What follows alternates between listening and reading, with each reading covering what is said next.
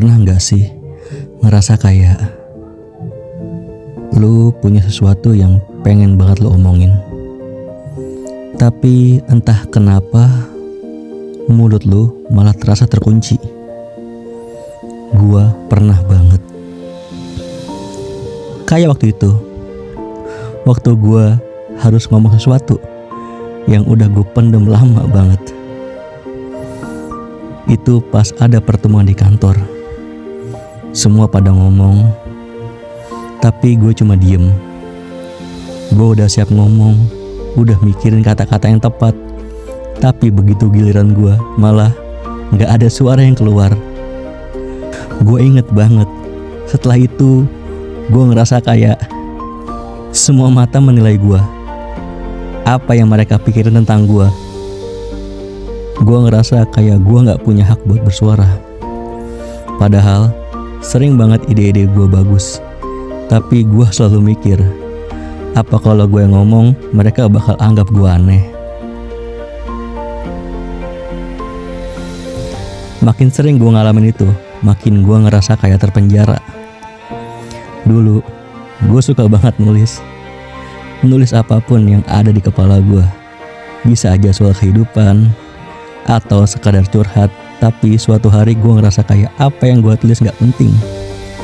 Siapa juga yang bakal baca? Siapa yang peduli? Dan akhirnya gue berhenti. Gue ngerasa kayak apa yang ada di kepala gue itu cuma omong kosong. Ada satu titik yang akhirnya gue sadar, kalau gue terus-terusan diem, kalau gue terus-terusan nahan diri, hidup gue cuma bakal berjalan begitu aja. Gue bakal jadi orang yang sama sekali gak bisa berbuat apa-apa, cuma nonton dari pinggir. Gue mulai sadar, kalau gue gak ngomong, siapa yang bakal dengerin gue? Gue inget banget saat pertama kali gue berani ngomong sesuatu yang jujur. Itu di tengah obrolan yang agak ramai.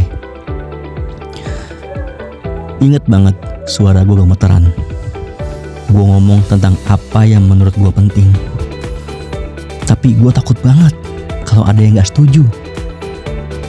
Tapi itu rasanya gue hidup lagi. Gue gak ngomong buat orang lain. Gue ngomong buat diri gue sendiri. Yang buat gue akhirnya berani dengerin suara hati gue. Setelah itu gue mulai sering ngobrol sama diri gue sendiri. Gue mulai lebih jujur tentang perasaan gue, tentang apa yang gue pikirkan, tentang apa yang gue mau. Ternyata yang gue temuin tuh bukan cuma suara gue, tapi juga ketenangan. Gue bisa lebih tenang, lebih fokus, dan lebih ngerti siapa gue. Dan dari sana gue juga belajar, kalau lu ngomong dengan niat yang benar, bahkan kalau orang gak setuju, ya gak apa-apa. Gue berhenti mikir gimana kalau gue salah, tapi gue lebih fokus gimana kalau gue gak pernah coba. Gue tahu perjalanan gue masih panjang, masih ada banyak ketakutan yang bakal gue hadapin. Tapi seenggaknya gue udah berani ngomong.